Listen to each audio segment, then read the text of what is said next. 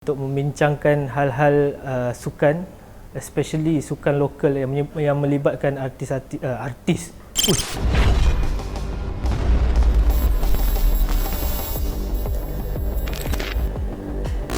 Ni memang nak buka kan? Okay, Assalamualaikum guys. Dah lama tak bersua. Dah lama tak buat video disebabkan dalam masa 2 bulan ni kita dalam fasa peralihan daripada studio lama ke studio baru. So sekarang ni aku bersiaran daripada studio baru. So mungkin akan ada next video-video yang kita akan buat tour sikit video, tapi untuk kali ni aku akan kembali dalam Forfeit Wednesday. So untuk kali ini aku akan kembali membincangkan sukan lokal. Aku sebut ni dulu tadi, sukan lokal yang melibatkan artis. Takut kan? Nak apa? Tak apa, aku teruskan. Nanti pandai-pandai fikirlah. So kali ini aku kembali dalam Forfeit Wednesday untuk membincangkan hal sukan, terutama sekali yang melibatkan atlet daripada Malaysia. Maafkan saya kalau ada Belanda nanti ditunjuk, saya menyebut artis-artis dari Malaysia. Ada kesilapan sikit. So atlet Malaysia. So antara yang melibatkan atlet kita untuk tahun ini, tahun 2022, ialah Sukan Asia 2022 yang akan berlangsung di Hangzhou, China daripada 10 hingga ke 25 September.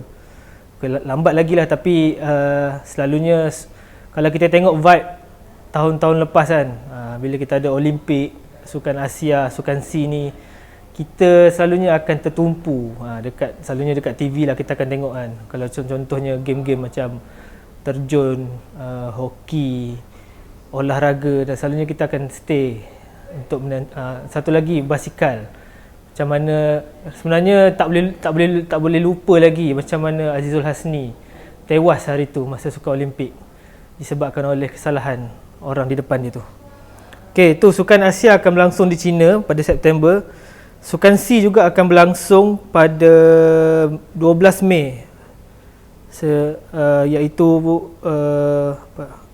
tahun ini 12 Mei akan berlangsung di Hanoi, Vietnam.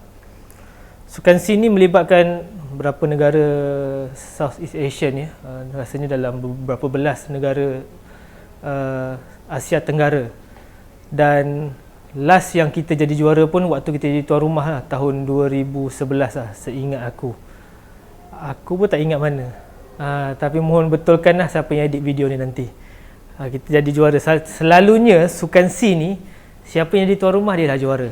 Kecuali negara yang menjadi tuan rumah tu negara kecil lah, macam Singapura ke, ataupun kalau Brunei jadi tuan rumah ke, selalunya dia susah lah sikit nak jadi juara lah. Tapi selalunya Sukan C ni dia akan ada acara-acara pelik yang akan timbul nanti lah. Kalau macam dekat Malaysia selalunya gimnastik confirm ada lah. Sebab gimnastik rasanya sewaktu di Sukan C Indonesia, rasanya gimnastik tidak dipertandingkan sebab confirm Malaysia akan menang semua. Itulah. So selalunya Sukan C macam tu. Tapi dia acara yang menarik untuk tengok lah. Selalunya untuk Sukan C ni kita akan menghantar atlet-atlet yang bakal menjadi pelapis kepada atlet-atlet seterusnya di Malaysia. Okey. Selain pada itu, Sukan Commonwealth juga akan berlangsung pada bulan Julai. Betul Syafiq? Betul. Bulan Julai akan berlangsung di Birmingham. Sukan Commonwealth. Okay, Commonwealth ni apa? Okay, sedikit mengenai Commonwealth. Commonwealth ni ialah merupakan satu kesatuan negara di bawah bekas jajahan British ataupun yang masih dijajah oleh British sehingga sekarang. Dan Malaysia merupakan salah satu negara dalam Sukan Commonwealth ni lah. Dan kita, acara terbesar yang pernah Malaysia anjurkan juga ialah acara Sukan Commonwealth, iaitu tahun 1998 di Kuala Lumpur.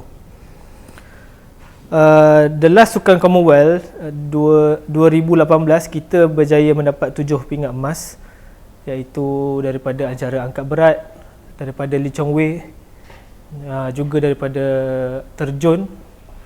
So kita akan dapat kemungkinan juga itu juga adalah average pingat-pingat emas yang selalunya Malaysia dapat di dalam sukan Commonwealth ni juga.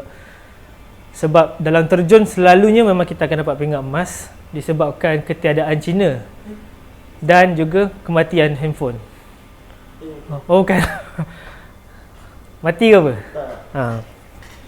Selalunya kalau dalam Commonwealth ni disebabkan ketiadaan negara Cina, selalunya kita akan dapat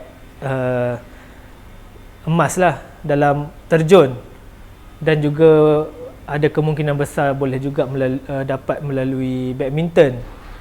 Ni semua disebabkan oleh ketiadaan negara Cina. Indonesia tak berapa sure dalam Commonwealth ke tak. Mungkin disebabkan Indonesia tak ada jugalah menyebabkan kita boleh berjaya mendapat emas dalam badminton juga. Okey, namun kita harapkan untuk atlet kita kalau boleh berjaya memberi daya persaingan lebih sihat lah, bukan disebabkan oleh ketiadaan negara-negara yang dominan di dalam satu competition tu. Tapi tak boleh buat apa juga sebab kita pun sekarang ni, negara kita pun sekarang ni dilanda isu yang mana kebanyakan allowance atlet-atlet kita dipotong, dan sekarang ni isu ni juga agak hangat. Diperkatakan Menteri Belia dan Sukan Faizal Azumu juga ada memberi statement yang disebabkan oleh kekangan kewangan, tapi kita tahu mungkin ada sesuatu yang berlaku di belakangnya. Kita pun tahu mungkin ada something yang sedang bermain dalam politik negara sekarang ni menyebabkan allowance atlet kita ni yang bertanding di peringkat antarabangsa, di peringkat regional ni dikurangkan. Dan kita juga tahu sukan jugalah yang akan menyatu padukan rakyat kita nanti.